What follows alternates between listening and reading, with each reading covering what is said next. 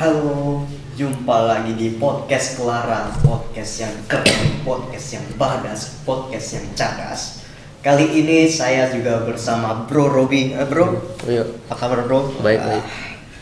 Bro Robi ini teman gue yang udah lama nih kuliah nih. Tapi selama gue kuliah sih belum tahu nih.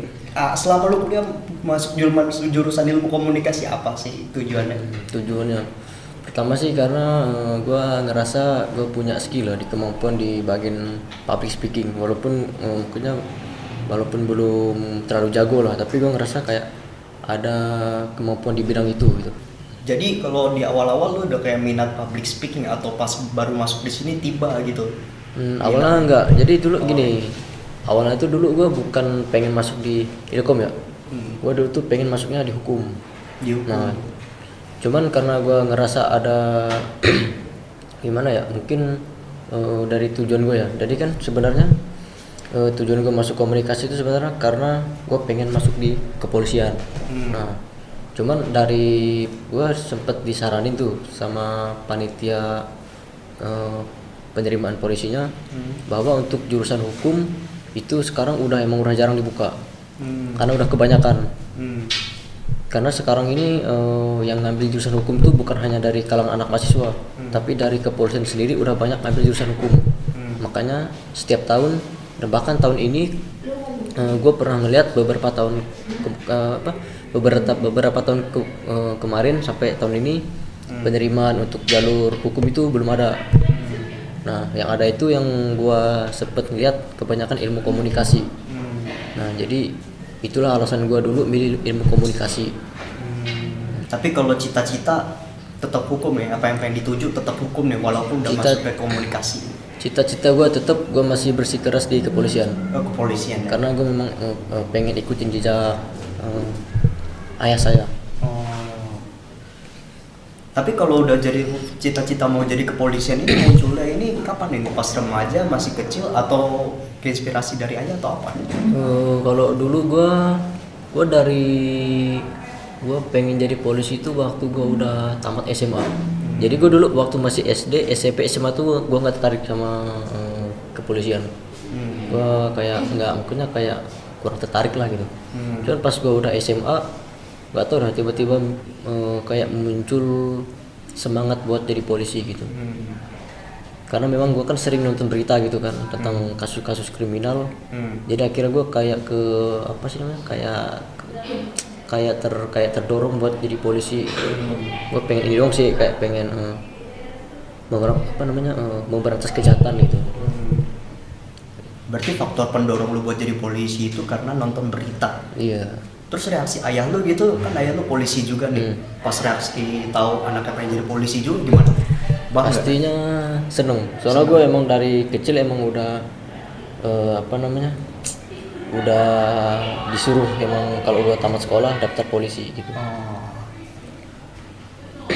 Sering dong kayak sharing-sharing sama ayah nih gitu tentang kepolisian nih. Setiap kali gue ngomong bareng ayah gue nih, gue pasti bahasa itu.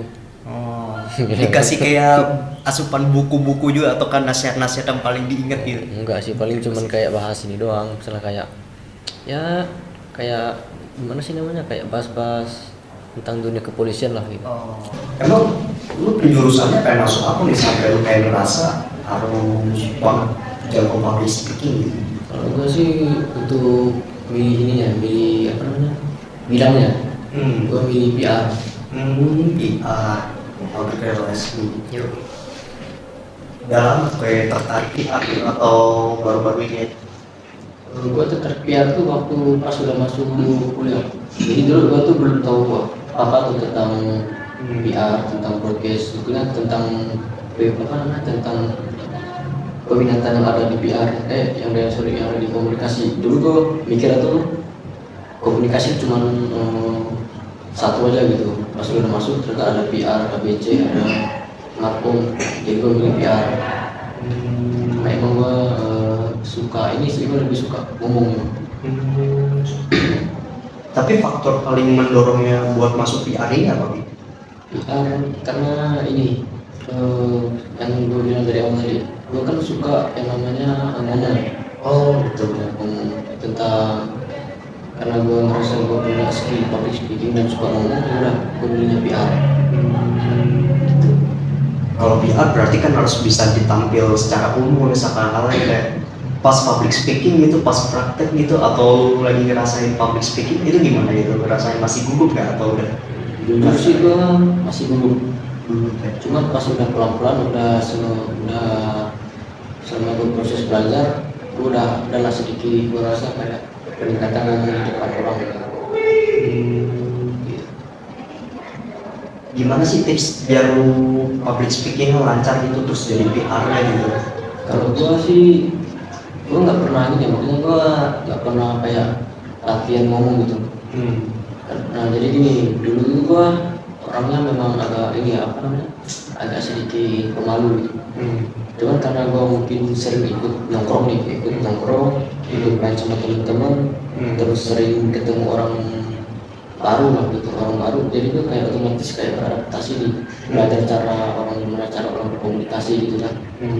Dan ketiga tuh gue karena sering nonton podcast, gue hobinya nonton podcast ya. Jadi gue belajar skill komunikasi itu dari podcast, dari sering ikut orang teman-teman nongkrong, terus ketemu orang-orang baru gitu. Gue soalnya setiap hari itu selalu ketemu orang baru terus loh. Karena gue sering ini kan gue ikut apa namanya, banyak organisasi lah.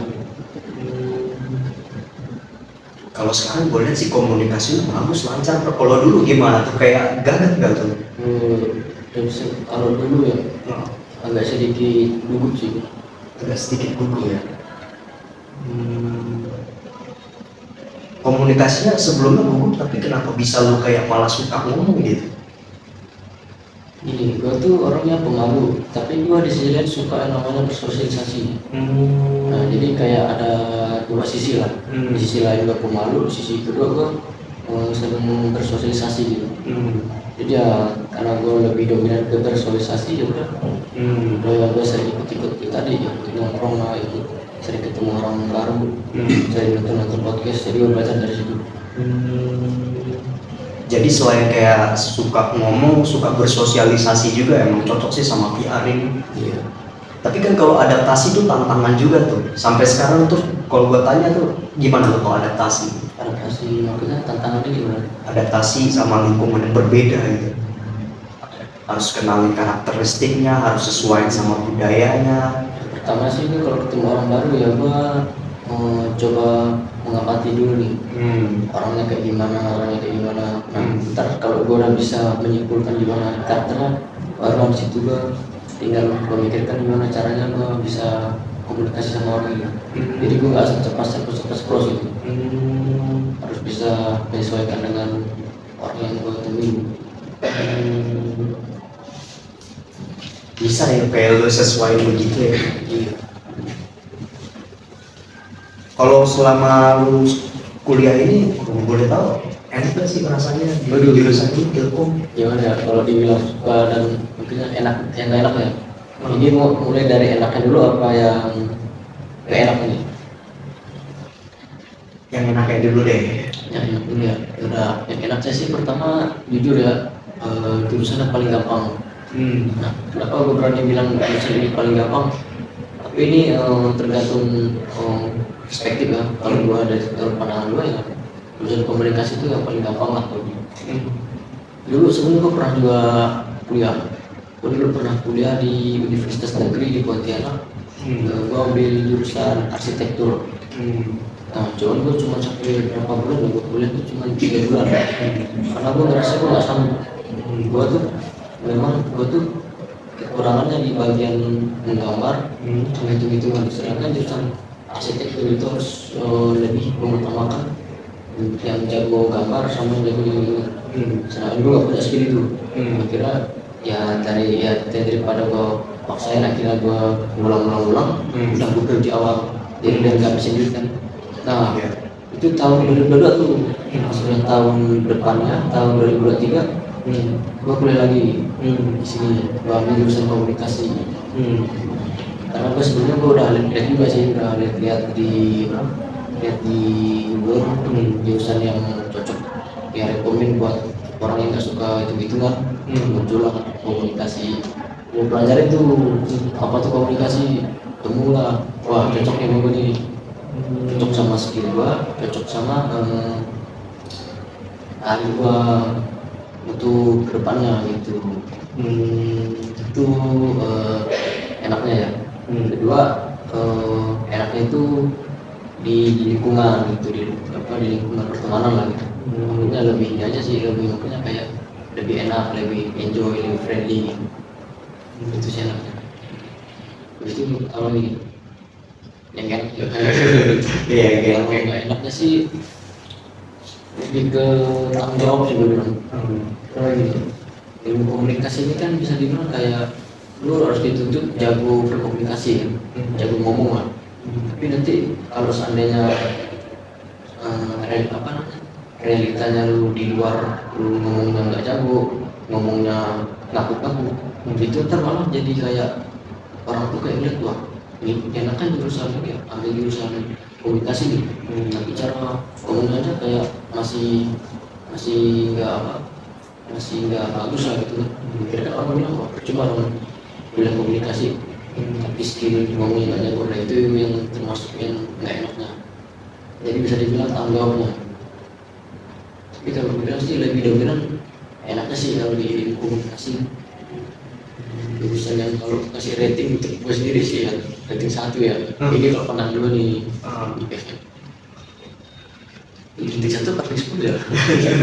Itu nyari rating terbaik dah.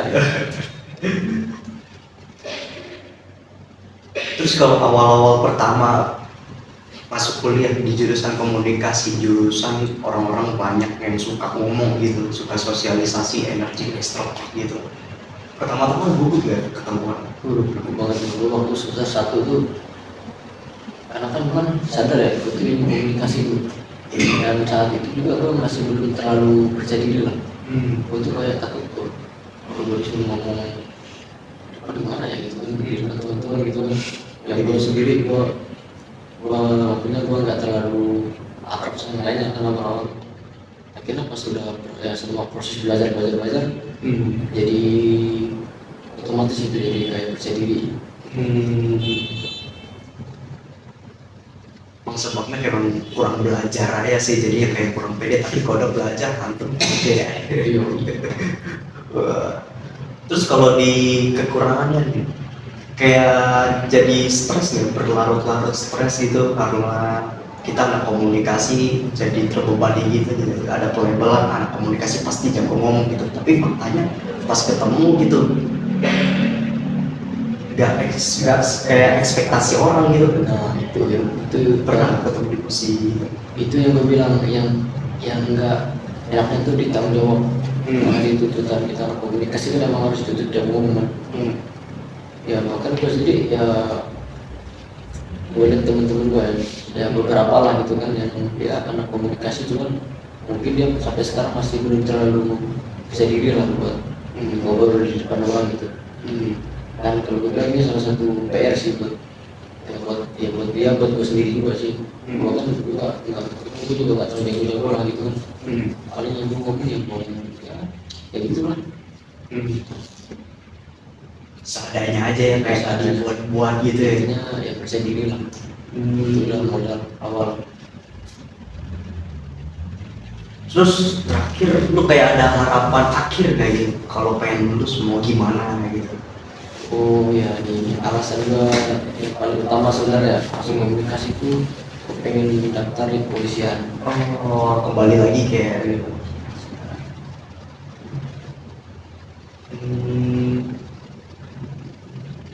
Tapi gue selama berteman sama lu gitu belum tahu gitu paling motivasi lu jadi kepolisian tuh tadi apa? Kalau gue tadi nangkapnya motivasi lu buat jadi PR, kayak lu suka ngomong, lu suka sosialisasi, tapi kalau jadi polisi? Nah gini nih, gue tuh alasan gue pengen jadi polisi itu karena gue termasuk gimana ya, gue tuh nggak suka sama yang namanya kriminal. Gue tuh paling benci sama namanya pelaku kriminal. Nah, jadi ya mungkin kalau gue mikir kalau gue bisa jadi polisi itu punya hak wewenang buat mengatas itu gitu. Karena kalau gue sebagai orang sipil kan gue nggak bisa bikin apa-apa kan. Hanya gue pengen jadi polisi pengen gue berantas tuh semua pelaku kriminal. Kira gue ya gue sabar dulu gue masuk di jurusan ini. Nanti setelah lulus gue masuk di kepolisian. Jadi Tapi berarti lu gede banget sama yang kriminal-kriminal kayak gitu ya. Emang apa yang menyebabkan lu punya standar moral yang tinggi gitu? Oh udah. Ya sekian aja dari podcast Kelara, kurang lebihnya mohon maaf. Terima kasih guys, selamat pagi.